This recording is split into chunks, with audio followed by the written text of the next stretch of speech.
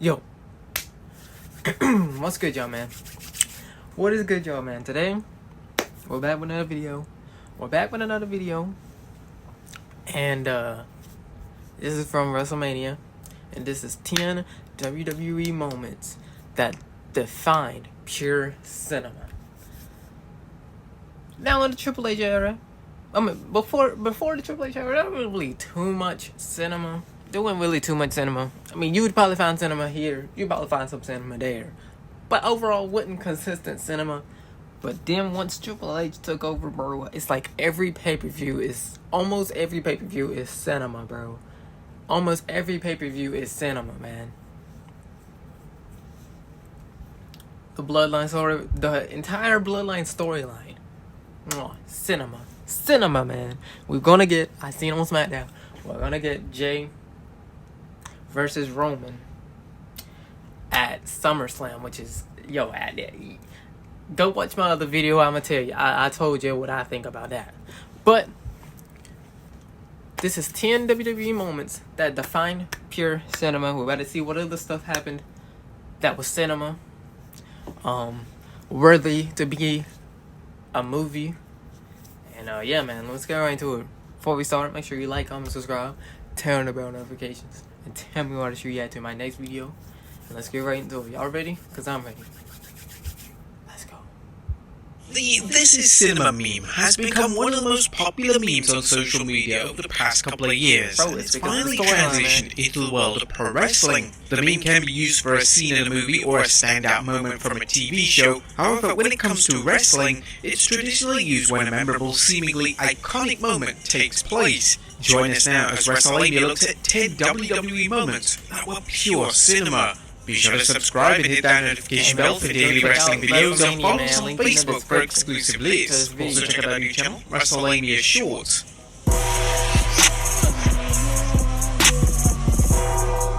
Number 10, Edge comes out of retirement. Edge's retirement in 2011 shook the wrestling world to its core. Edge was forced to retire as world champion due to severe neck problems, and it seemed like an impossibility that the rated R superstar would ever wrestle again. But fast forward to the 2020 Royal Rumble, and Edge's music hits, and he enters the match as a surprise entrant. The sheer shock of fans and attendants turned to a sense of joy and fulfillment as Edge was finally back in WWE. It was hard to watch Edge's return without getting emotional, and it was clear that Edge himself was struggling to hold it all together. Edge was now ready to go, and he was ready to finish his career in the squared circle on his own terms. Number 9, the Texas Rattlesnake. And people be like, why these old people keep coming back and keep returning and having matches? But with somebody like Edge, man, that was deserved, because who would have known where his career would have been if he didn't have the neck injury. And so we allow him because he didn't get to finish out his career on his terms, like the thing with Randy Orton returning or not. If they said Randy Orton is good, he's ready to come back, but it's just, will he come back? And if he does, when he's gonna come back? I think he should. If he's healthy, 100% healthy, then he should come back and have one last run. Everybody should have that one last run that everybody knows. Okay, this is their last run. But same thing with John Cena. But but with Edge, we probably did. Now the Edges was like, we probably might not ever get him back. And Edge retired the year before I started watching, bro. He retired a year before. He retired in 2011. I came in 2012. So I did go back, watch some Edge matches, and Edge became one of my favorites, my top 10 of all time. So, Edge, he needed to come back, and I'm glad he came back. He's doing amazing things right now. And there's reports that he could be retiring this year. But as long as he retires on his own terms, man, he can retire, but he has to do it on his own terms, I feel like. Strikes again. WWE made up for a disappointing WrestleMania 16 with a critically acclaimed Backlash event. The Backlash pay-per-view in 2000 was outstanding, and it was topped off from the match that should have main evented WrestleMania, that being Triple H vs. The Rock for the WWE title. The two had a tremendous match as expected, and it was towards the end of the match in which the entire world got to witness one of the loudest ovations in WWE history. Stone Cold Steve Austin would make his return to WWE following his neck surgery, and he would assist The Rock in overcoming the McMahon-Helmsley faction. It was a wonderful moment and arguably one of the most iconic returns of the entire Attitude Era. The Rock would then go on to win the title and drink a beer with his former arch-rival as Backlash 2000 went off the air. Number 8, Kevin Owens and Sami Zayn main event WrestleMania. Oh, dude. Heading into WrestleMania 39, there was a Cinema, ton of man. debate as to which match It's like that whole match. should main event night one of the show. It was reported that WWE wanted Rhea Ripley versus Charlotte Flair to close out night one, yet fans were endlessly pushing to see Kevin Owens and Sami Zayn versus the Usos close out the show. The main reason for this was because the story between the four men was unbelievable, and it was the right move to see the hottest story in the company close out night one of the biggest show of the year. Thankfully, WWE listened, and the four men got the nod to close out the show. The match was excellent, and it resulted in Owens and Zayn becoming undisputed tag team champions. The final shot of night one of WrestleMania 39 featured the two celebrating, and it was beautiful to watch as both men deserved this special moment in the spotlight. Number 7. What do y'all think? What do y'all think? What do y'all think about their reign so far? I feel like their reign it's been pretty good. It's been pretty good. They've been having great matches with people with teams lower than them, which is crazy. I don't know who they're gonna face at SummerSlam. Maybe I have no clue who they're gonna face at SummerSlam. I forgot who they're gonna face at SummerSlam, but they're facing somebody at SummerSlam. I mean, it's not confirmed, but there's reports that they're most likely setting up that feud. But yes, Sami and KO, man. With that match against the Usos was amazing, man. You should have heard. You could have, bro. If I was doing reactions back then to the pay-per-views, man, or not pay-per-views, premium live events. Dude, that WrestleMania, man, everything they did, man, everything that happened was just perfect. Everything that happened was just perfect. It was just, if certain things would have happened on night 2, then it would probably be one of the greatest WrestleManias of all time. Probably the greatest WrestleMania of all time. But they didn't pull the trigger. But they did pull the trigger on Sami and KO, though. Becky Lynch confronts Ronda Rousey. At the start of 2019, Becky Lynch was one of the most popular stars in WWE. This popularity led to Lynch and Raw Women's Champion Ronda Rousey's eventual showdown being one of the most anticipated in recent memory. The two would finally face off in a heated confrontation in January of 2019 on Raw after Lynch had won the Women's Royal Rumble. The crowd were mesmerized by the segment, and the face-off between the two women should have been a still shot that sold WrestleMania. Unfortunately, whilst this moment was utter magic, the WWE had to ruin the legacy of this moment by adding Charlotte Flair to their WrestleMania 35 encounter. Nevertheless, the initial stare down between Lynch and Rousey is one of the most iconic segments WWE have ever delivered. Number 6, Daniel Bryan stands tall. WrestleMania 30 was built heavily around Daniel Bryan. Bro, the Daniel Bryan situation, bro. It emerged as a default top babyface to WWE, and despite WWE's desire to see Bryan in an alternative role, WWE fans were adamant that Bryan was their guy. WrestleMania 30's opening contest would see Bryan defeat Triple H, and this allowed Bryan to be added to the main event title match between Randy Orton and Batista. The main event match was fantastic, and it culminated in Bryan making Batista tap out to become WWE Champion. WrestleMania 30 would go off the air with Bryan celebrating with the two world titles as confetti fell down to the ground. It was a beloved moment, and it was special not just because WWE finally listened to the fans, but also because Bryan was someone who truly deserved it. Bryan was one of the hardest workers in the entire company, and him closing out WrestleMania 30 in this manner was the culmination of his resilience, sacrifice, and endless dedication. Number 5, the game. Bro, back then, that was WrestleMania 30, so that was 2014. I was still watching religiously. But yeah, man, the whole Daniel Bryan versus the entire Authority situation, that whole year in 2014 was low-key a banger. People talk about how 2015 and 16 was 10 out of 10. Bro, low-key, don't sleep on 2014. The Daniel Bryan versus Authority, one of the greatest storylines ever in history. Daniel Bryan ended up beating Triple H to get thrown into the triple threat against Randy and Batista. That match was amazing. Daniel Bryan, you know, you had to have Daniel Bryan win because that crowd was electric, man. That crowd was electric. If you're new to wrestling, bro, just think about how they're doing Sammy and how the crowd loves Sammy and cheers for Sammy and all that. Now take that and times it by 10. That's how they was for Daniel Bryan, bro. Like it, things that happened in 2015, you know. Returns. WWE took a huge blow in 2001 when their resident top heels Triple H went down with a serious quadricep injury. This meant that the game missed all of the infamous Invasion storylines, and his presence was definitely missed during the storyline itself. Triple H finally returned to WWE TV in early 2002 on Raw, and the game received a colossal reaction. The game returned in front of a packed house in Madison Square Garden, and the pop itself has been labelled as one of the biggest pops in the history of Raw. When the game entered the ring, it was evident that he was stunned by this reaction. After all, the last time WWE fans had seen the game, he was a detestable heel, and now the fans were unanimously cheering in admiration of him. According to Triple H himself in his book titled Making the Game, he was trying really hard not to burst into tears, but when he got back through the curtain, the emotion overcame him. When I got back through the curtain and I made sure I was out of sight, I lost it. I was bawling. Certainly not out of sadness, it was an appreciation. The whole ordeal was just so emotional for me. What I'd gone through, what I almost lost, the appreciation the fans showed me, it all just hit me at once and I lost it. Number 4, the rebellion of Jimmy Uso. I wasn't around back then, so I don't have too much to say about Triple H or like how it was when he returned or whatever. So, you know.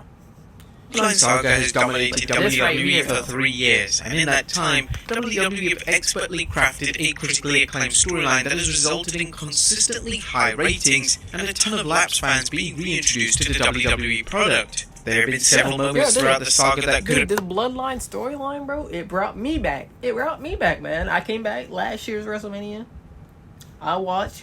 Now, people saying that was a terrible, or that wasn't terrible, but that was a bad, main event, or it was a bad WrestleMania. It wasn't really that good.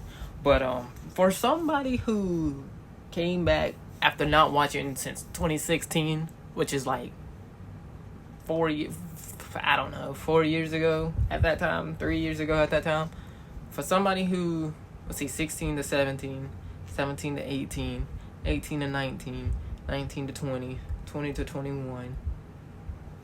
Oh, that's 6 years ago. For somebody who ain't, that's even worse.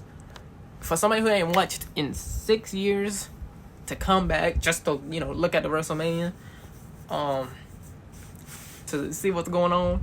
I went in there blind. I didn't know who anybody was, except the people I've already known. And I pretty enjoyed it. I enjoyed it in Dallas. I enjoyed it watching it. It was WrestleMania in Dallas. But the people saying that main event with Brock Lesnar and Brock Lesnar and Roman Reigns, that match, people saying it wasn't really that good.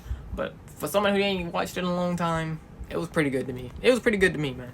It made me pop. Made the cut for this video, and in reality, a top 10 could be delivered just on the saga itself. One of the moments which sent fans into a frenzy came at the end of 2023 Night of Champions event. During the main event match, which pitted Roman Reigns teaming with Solo Sikoa to take on Kevin Owens and Sami Zayn, Jimmy Uso decided enough was enough, and he decided to stand up to Reigns once and for all. The Usos interfered in the match, and when he attempted a super kick on Zayn, Zayn moved out of the way. Bro, this is when I became back a Uso fan, man. This is when I became back a Uso fan, man. Back when they was baby faces and had the paint on their face in 2014 and 13, all that, man. That's when I what's it called? That's when I became a fan, man. I always loved the Usos. But then, when I came back and the Usos and Roman Reigns was murdering everybody. You know, I turned my back on him. But then when they did this, potentially hit when Solo they Sikoa. did this, Upon man, seeing this, Reigns was infuriated. Now I He just don't shoved like both Solo. of the Usos. Now I just don't like This Solo, is man. the exact moment in which Jimmy decided to stand his ground, and he delivered two game-changing super kicks to Reigns. The chaotic situation allowed Zayn and Owens to take advantage by hitting the stunner and haluva kick combination on Sikoa to win the match. The Bloodline was disintegrating before everyone's eyes, and it was the WWE at its very best. Number 3, Kofi Mania. Daniel Bryan versus Kofi yeah, I heard Kingston about for the this, man. WWE title was in their original. I didn't watch this, but I did hear about Kofi Mania. Kofi Kingston versus Daniel Bryan. It was another, you know, not having somebody everybody wanted, a fan favorite, and just treating them terribly. I heard that Kofi Kingston won the championship against Daniel Bryan at that WrestleMania 35, I think, 35, and then he automatically lost it not too long after to freaking Brock Lesnar, man. Brock Lesnar just destroyed black dudes, man. I don't know what he got against WrestleMania 35, but it ultimately resulted in one of the finest storylines WWE delivered in the PG era. A heel version of Bryan was at the top of his game, and he was bringing out the best out of the always likable Kofi Kingston. The eventual match between the two was exceptional, and it's easy to see why fans thought it should have main evented the show. Kingston eventually managed to get the win, and he would celebrate with his New Day teammates as well as his close family. It was an incredibly touching moment, and it was incredibly satisfying to witness one of the most likable talents in all of WWE finally get his moment. Number 2, Eddie Guerrero becomes the guy.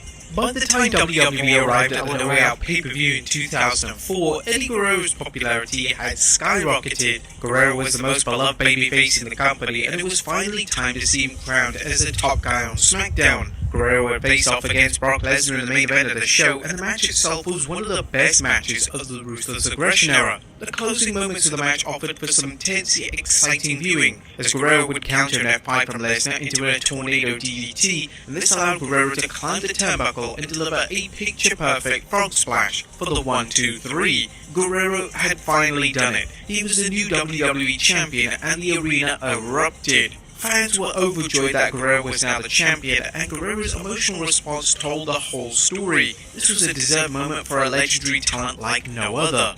And number 1, Sami Zayn's betrayal. Oh, the dude, Bloodline yeah, saga was sent into an... this moment right here deserved to be number 1 because of the crowd reaction, the storyline, the people in it.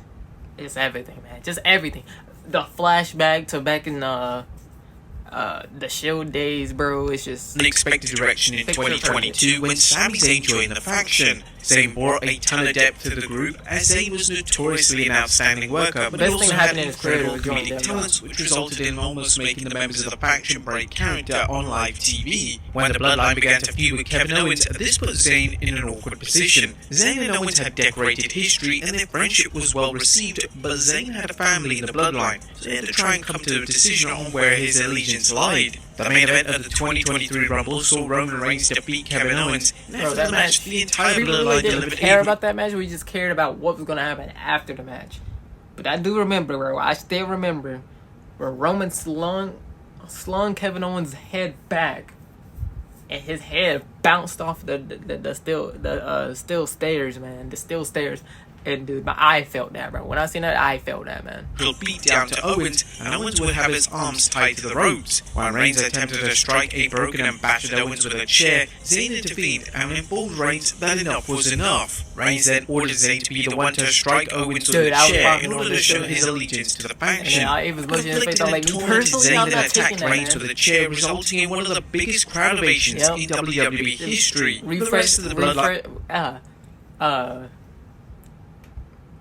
Flashbacking to back when the Shield days where Steph took a chair behind Dean Ambrose, aka John Moxley, and Roman Reigns is back, and he felt the exact same way that he did back with the exception of Jey Uso, then proceeded to attack Zayn, and the show went off the air with Owens and Zayn laying motionless on the canvas. It was exceptionally delivered, and the response from the crowd was phenomenal. WWE truly hit a home run with the angle, and it's going to be a moment which is played in highlight reels for decades to come. Yeah, it'll go down in history. But yeah, man, that moment will go down in history. There's plenty of more of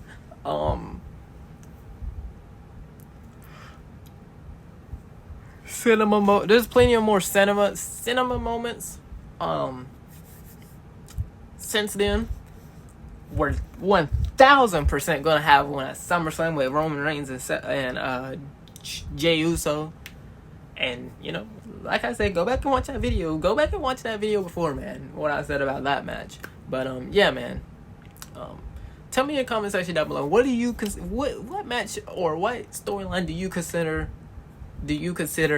cinema? If you do like the video, man, please like, comment, subscribe, turn on the bell notifications. Tell me what you react to my next video. And yeah, man, I'll see you on the next one. Peace.